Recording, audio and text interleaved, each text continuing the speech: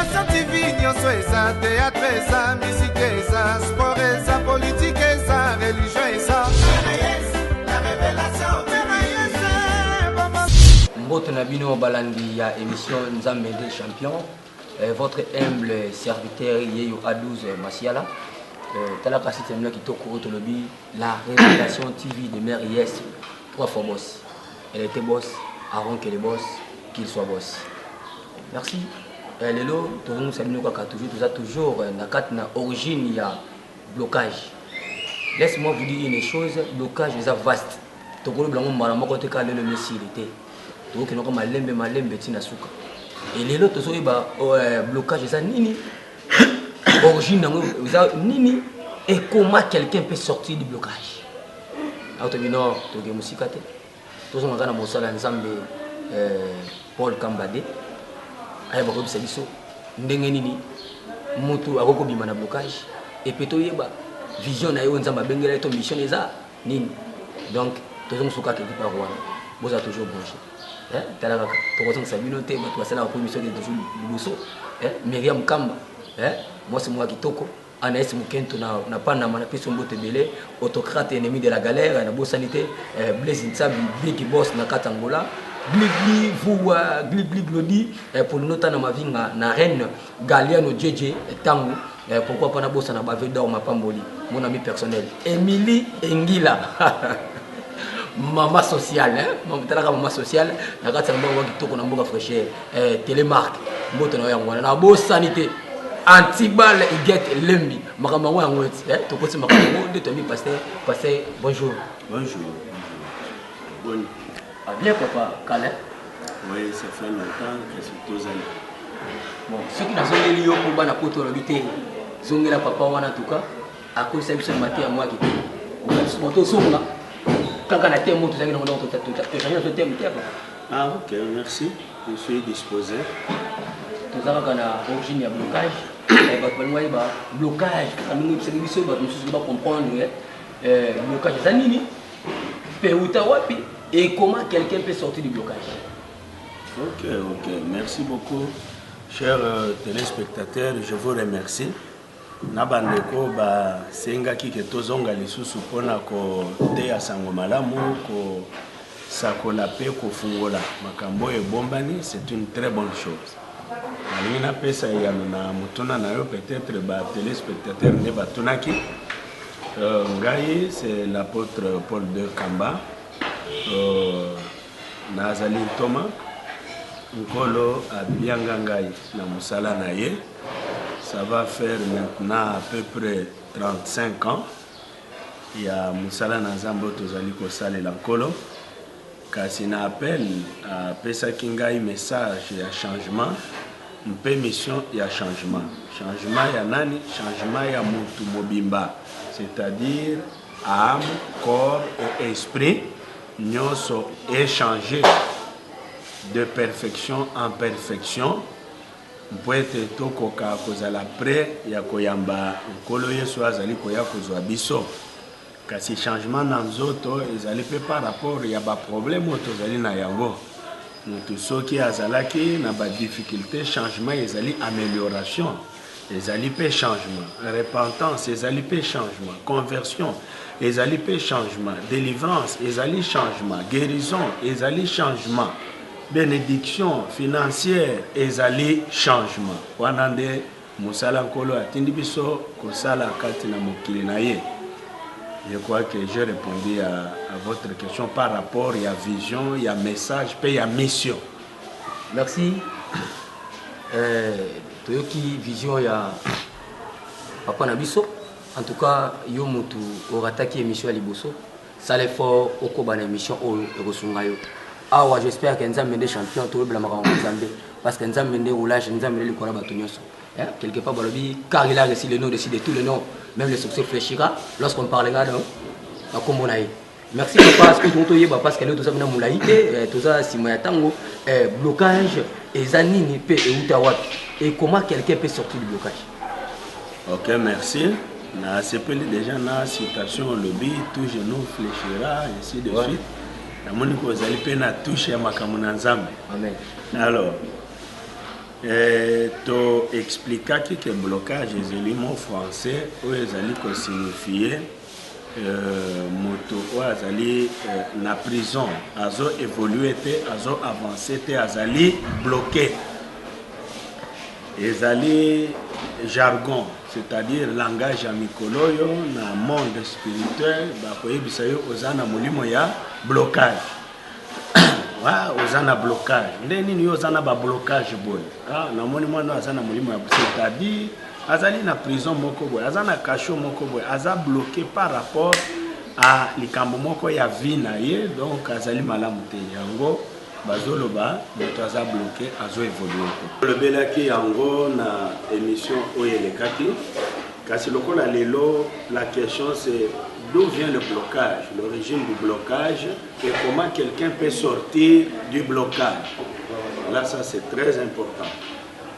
La banzi blocage ezotana makambo ebele mais nalingi na bandana motu ye moko azali cause ya blocage.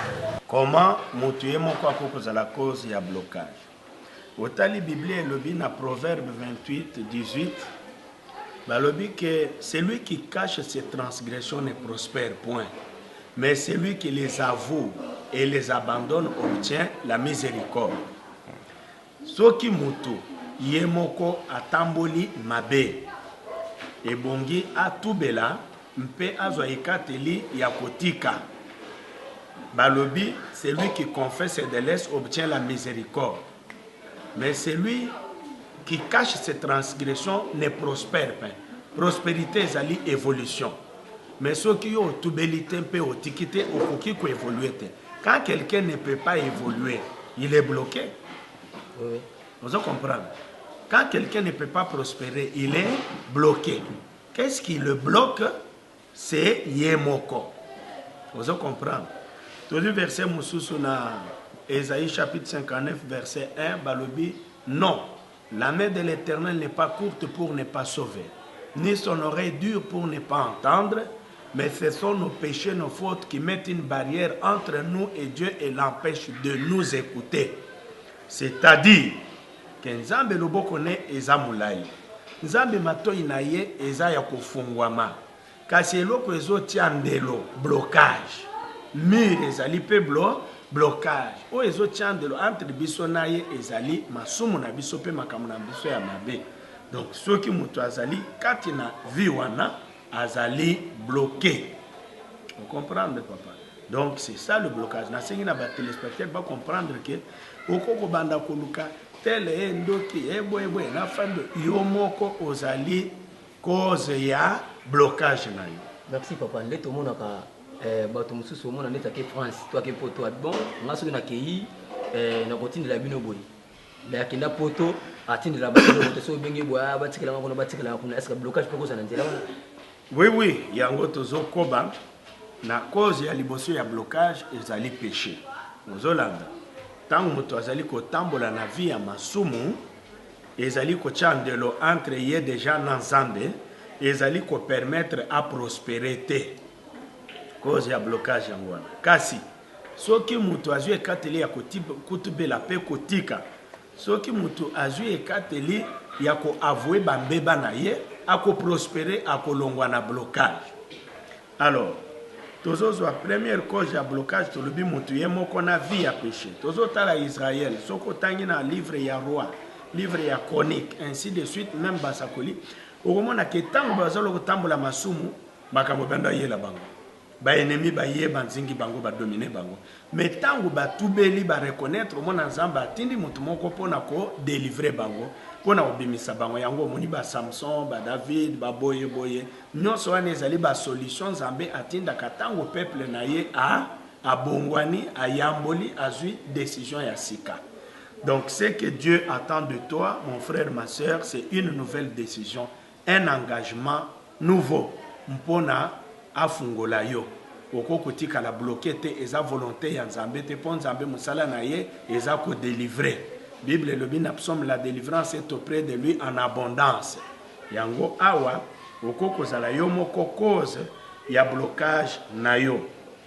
Nazui le non respect il y a un engagement. Mozolanga négligence, il y a un engagement. Yo opesi parole d'honneur. Olobi ndenge na kebo na kotindela yo bona kosala boy. Nde sika bandoki mususu pe batu mabemba kota kapona ko bloquer moto. Opesi promesse et puis ozo kokisa yango te. Ozo trouver yango normal. Lelo batu belé bazo respecter parole donnée te. Bible le bi au commencement était la parole. Bien aimé, ce qui ozali kopesa sa valeur na parole na yote, c'est que okoki kokoma mutu munene te. Kaka pona liloba moko bakoki ko bloquer yo. Okenda olaka batu boye. Bakomi ko benga ozo kata communication, ozo recevoir ba appel te pendant que oloba boye yo moko o milingi. Batu mabeso ibaza wana bako coincer yo bako kanga yo po olakaki. Amen.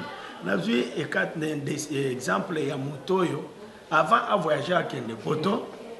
Bateki lupango balubite fiston dengo zabo etozote ka lupango kende kotanga zamba pambo la soko zui otindi to sombi lupango biso sto koti location tozo comme ba locataire à part ça obendi pe bande économie balemisa to boko mebele famille est reçue nandimi toyokani OK kuna otangi osilisi ekomio azo yamba téléphone te o naza pena makamu na ngai obali mwasi ya mundele okomi boye moyen te après okomi komona blocage ote papa le plus vite possible que l'ordinateur, l'homme qui a la capacité de filmer 555 émissions par jour, Zoom Mwamba il peut pas ça c'est un blocage non ko sanga yo yebi mutono yebi ko ça donc ça blocage ça le fort continue papa. Ah bon, merci.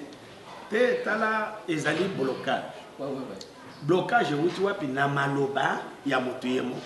Na décision batu bazu ensemble na famille ya accueilli abandi ko sala autrement. Eza blocage. Et wuti na yo moko. Otosi maloba boyo kana kite. Yebisanga nani aza cause ya blocage na yo. Yo moko.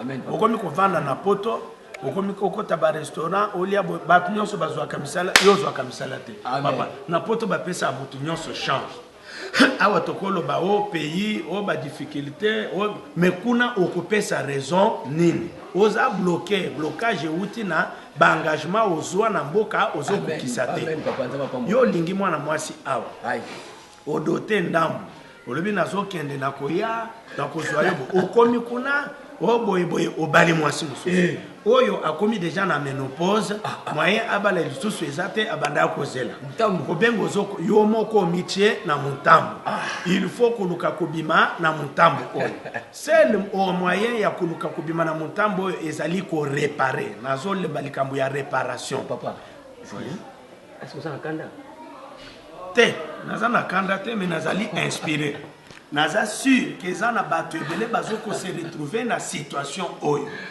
otiki mwana batu na Congo otiki mwana batu tel part tu as fait promesse tu as dit je vais te marier tu t'es présenté dans la famille tu as tout fait tu es parti tu as étudié maintenant tu t'es marié en Europe tu ne veux plus revenir prendre tes engagements oyozwaki awa. Maintenant, tu commences à aller chez le pasteur. Bobon de la nation, on a clarté na makamonangai. O comment on a clarté. Amen. Il faut réparer. Amen. Il faut réparer. Amen. Au bengi, au zongi, au sololi. Réparation, c'est ça mariage. Moutouana, au koki, au financier, au lobite, maman, nazo réparer, boy, tala, boy. Kuna na china bali, eza boy. Et puis, il faut marcher dans la vérité. Le côté ça malamouté. Papa, merci en tout cas, merci. Bon, s'abonner massivement na la Révélation TV. En tout cas, tala makambo ya musala nzamba zo bimisa, soki oyoki yango et ko changer vie na yo. Hein? Na bondelo s'il vous plaît, s'abonner massivement. Le lot tozaka toujours na papa, bozoka toujours vérité. Merci. Alors, Bible lobby tes paroles et koko bénir yo, tes paroles et koko maudire yo. Okoko miliye kaka na ba parole oyo obemisi. Dis-moi, bato nyonso bakomi ba locataire po yo kende. Ba vendre ba lobi fiston makambo asala biso banda kenda boy yo tu t'en fous tu dis naza esclave na bangote. bangonde ba esclave non ndenge bakoti na kilocation mwana mwasi wana nde esclave na yo po andimaki ba parole na yo aboyi ba sollicitation combien po na yo yango komona moto akoti na libala azobota te nini o mwana mwasi moko azolobela yo mabe ata okei pa pasteur yango ya ndenge nini ata ngai boy na ko reçuir yango te mpo il faut réparer ozongi o réparer de o évoluer soko réparer te ozaka kana blocage ata okoti jeûne il y a 10 jours il y a des choses qui ne se règlent pas avec le jeûne il y a des choses qui ne se réparent pas avec les chaînes de prière il y a des choses qui ne se réparent pas avec les impositions de mains. Il y a un pasteur, il y a minene, on n'a pas Tibi Joshua, n'a pas il y a tel, n'a pas il y a Beniyine, n'a pas il y a boy. Lokuta bakokokate po il faut réparer. Et puis mon seul nanzambe ya solo akoye bisayo kendena no réparer bongo ya nachelo mobo. C'est ça. Yesu alobi yango soko za problème na mutu. Oyepo na kosala offrande na yo sala nini? Zutika offrande na se. Zonga réparer na yaka siko kosala nini? Combien de bateaux bazana kati na ba église, bazana ba problème na bateau, bazoli koka ko réparer yango te, mais bazolinga, bazana na église, basambela bazoka ni sanzambe. Akosala ke muto na continuer komona pasi pona yo, mais apambola kayo asunga kayo, toi tu t'en fous. Kolatiki. Aime ton prochain comme tu t'aimes toi-même. Amen. Fais à autrui ce que tu veux qu'on te fasse. Balola siko makambo. Soki yo za na place ya ba oyo, bango na place na yo kondimelo kwana. Yangonde toza ko souffrir, toza na kati ya ba blocage. Merci papa. Toyoki yangonde zali. Bon, c'est que na comprendre parce que nga pe na ozo par na nga ndenge papa solo ba. Si on a tali bien pour na ko bima na blocage, il faut ça la repentance mo sincère. Repentance sincère et réparation. Naibite likam lokola ya mwasi atikali awazoze la kayoyo so bali kuno kosa kayo et puis au bloquer téléphone, au changer téléphone akomi ko telenga na boyem RC leki yebisanga. OK pas passer au confesser. Est-ce que ça suffit? Muto sali mabe azali na bomo ya azali wana zo imani. Il faut qu'on règle na mutwana. Il faut réparer avec la personne, la réparation. Qu'est-ce qui s'est passé quand Jésus est entré dans la maison des Zachée? Yesu avandi na Zachée, atie biloko po batu balia. Zachée avandi a lobinkolo, na botola ki biloko ya batu, na sala ki mabe na décidé ko kende ko sala nini, ko zongi sala mutu nyoso biloko na zu. Ake azongi si biloko x5. Tango azongi Yesu atali batu nyoso alobi aujourd'hui le salut est entré dans cette maison. Avandi na Yesu, mais a réparer kité. Jésus n'a pas dit le salut est entré ici. Mais tant que j'ai décision à réparer, Yesu a dit le salut est entré. Bien aimé, aux alozo bon de là, aux alakaboy. Mais ceux qui ont réparé dans le bateau, au salité, tu n'as pas le salut. Tu ne peux pas entrer dans la prospérité. Au que vivre kaka ba blocage. Yango mona mutu ata abandi misala ngana so évoluer. Akebo ya komi na niveau moko boy akoyi pour. Amate akomi boy akoyi pour nini blocage. C'est ça le blocage. Ezo utawapi na makamu na biso oyo tosali. Wana tofundi nanu ndokite. Wana tofundi nanu satana te milimo teme yomoko. Akan balobi mutu azwa biloko te yake azwi biloko. Blocage mususu ezo utana refus ya ko respecter ba recommandation ya Nzambe. Comment na mutu aza mosali na Nzambe. Mais Nzambe apesa ke ba recommandation atosaka yango te. Moto ya boya ko sala bloquer même na ministère na ye aza bloquer nana azo bloquer ye Nzambe pona nini azo boya kotosa recommandation Nzambe toujours exemple ya Jonas na Biblia Nzambe ayebisi kende côté ya Ninive aboyi à côté azo kende ko commerce combien de basel na Nzambe baza bisika Nzambe atindaki bango te amen bazo kende bisika mbongo ezali bazo kende bisika moyen ezali mais bisika Nzambe atindi bango bazo kende te oko se retrouver bloqué parce que aussi recommandation te. Ce que au fout à dim na yote au kozala bloqué. Il faut qu'on fout à dim. Blocage mususu papa ou lokindo kindo kite ou lokisata na satana te. Kaka po boya ko fout à dim zamba salnene a bloqué. C'est terrible. Au quoi que n'est pas pasteur ba chasser Nzambe. Nzambe sort au nom de qui? Parce que yo au salin Nzambe mabe ozo tosa malobana yete.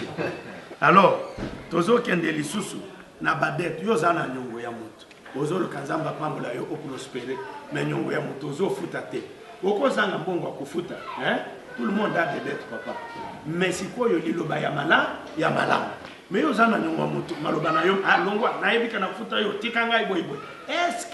est-ce que aux autres c'est bloqué?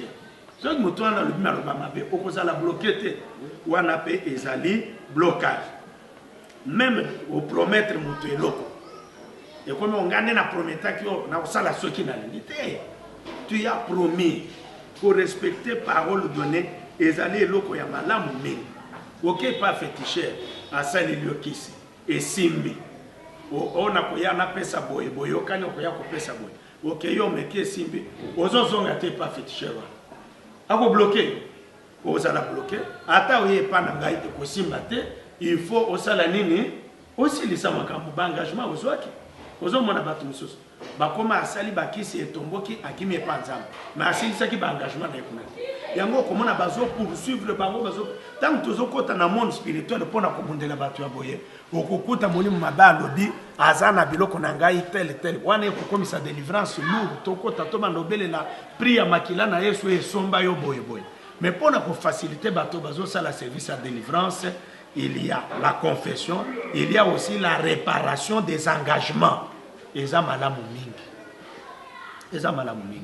Batebele baza bloqué.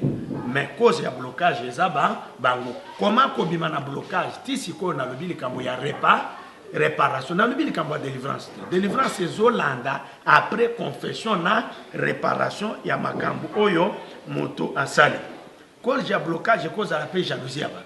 Bato ba mundengo ozo évoluer à fiston comme na ba émission moto bloqué vous comprendre comment tambola te banini jalousie ya bato et kokipe ko bloquer moto voilà pourquoi wana ezo senga oza la puissant papa en tout cas nzamba pambola yo poso kabonezate mais tala ka biso na biso ba humble serviteur ba téléspectateur batala ka balbino papa soki mission za mulai to consommer ngo pena bien mais so za tam so 25 minutes 30 minutes ndi to zo rapenda mo makasa oselo kwana siko papa pona bato ba yoki na nulo to zana na pas notre sollicité to zonga suna yo malembe to yeba ndenge ni parce que na réparation siko bato ba zana poto ba lingi quand même numéro na yo adresse na yo email na yo pour ba comprendre makambo ba kozana ngo besoin tam so ba kosola na yo pona biso ba ki maka biso bino ba sala nzamende ba satacha kana bino eza malamu numéro na sina pesa nazo pesa lisusu 200 00243 49 064 74 49 c'est-à-dire 9999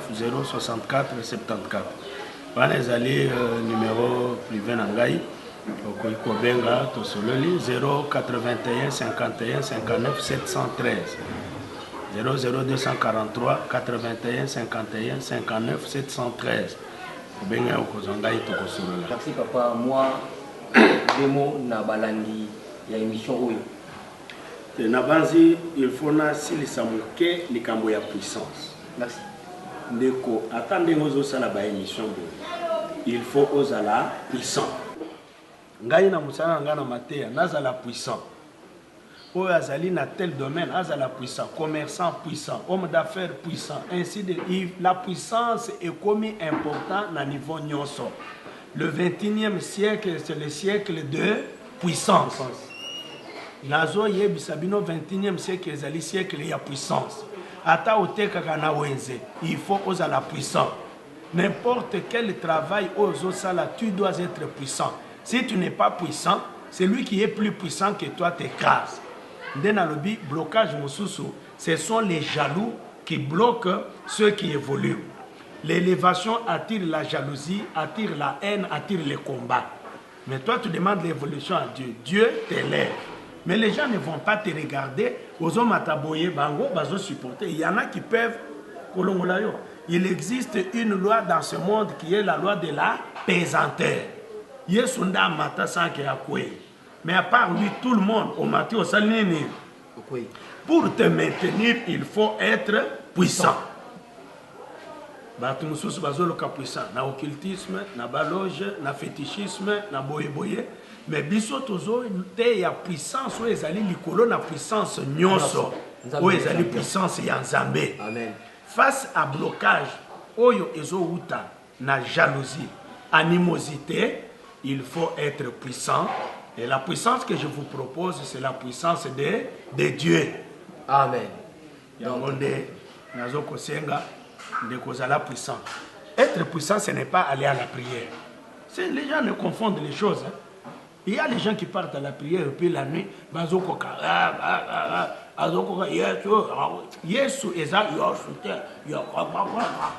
il est bloqué comme. Il n'est pas puissant. Vous comprenez? Quand tu dis tu pries, prier, ce n'est pas être puissant. Être puissant, c'est l'ensemble de beaucoup de principes. Merci. Il faut être puissant. Yeah. Donc, on est puissant. Il ne peut pas être puissant. Mais ce que puissant, c'est à côté de nous. Nous sommes des champions. Amen. Merci.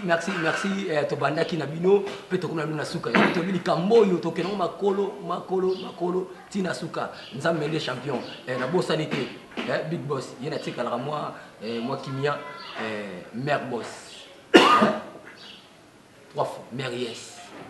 Elle était le boss avant que le boss, qu'il soit boss. Donc, les amis, vous avez toujours branché, tout le monde s'abonner massivement parce que tout le monde a blocage, tout le monde a tout face à tomber dans les zambes. Alors, allez, on a biso ba serviteur té, mais on a biso ba minaye. Pour ami, c'est que ça a raté au côté de la musique. Donc, Yangwana, la bosse sanité Zuma, Mwamba, artiste complet. Nios, on a ça là, on a eu beaucoup. Bon, yo kokai, aza puissant. Check. La révélation TV, nyonso eza théâtre eza musique eza sport eza politique.